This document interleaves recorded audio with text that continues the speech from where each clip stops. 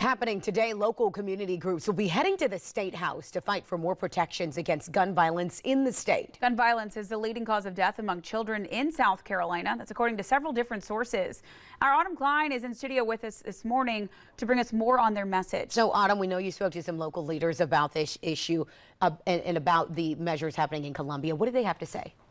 Well, good morning, Shelby and Katie. I spoke with Dr. Annie Andrews, a pediatrician and former congressional candidate who will be making remarks at today's event. Andrews lives here in Mount Pleasant, and in her 15 years working at MUSC Children's Hospital, she cared for countless children with gunshot wounds, something she never imagined she would have to do. As a mother herself, this impacted Andrews greatly, so she now works to fight this issue of gun violence, dedicating time to the Moms Demand Action, a gun safety advocacy group. Data from the Sandy Hook Promise Fund shows that South Carolina has had 75 mass shootings since 2020, showing the presence of this issue here. Andrews advocates to close the Charleston loophole. This is a gap in the federal system that allows a gun to be purchased after a 3-day window, whether a background check has been completed or not. This loophole is what allowed the shooter of the 2015 Mother Emanuel shooting here to purchase a gun, and is something several other states have closed but still exists here.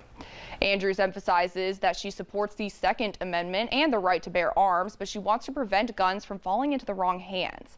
She wants our lawmakers to pass what she calls common sense gun laws that encourage safer gun use, like keeping guns locked away, unloaded, securely stored, and away from children, and also get rid of laws like open and permitless carry, all of which is the purpose of today's event.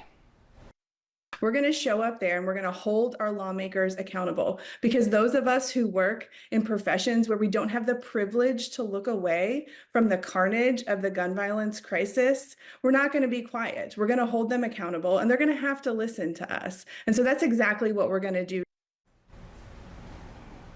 Again, Andrews will be speaking today in Columbia at the State House as part of the annual Moms Demand Action Advocacy Day. This event will take place at noon, and Andrews hopes that it will help push our state lawmakers to make changes to better our community. Back to you guys.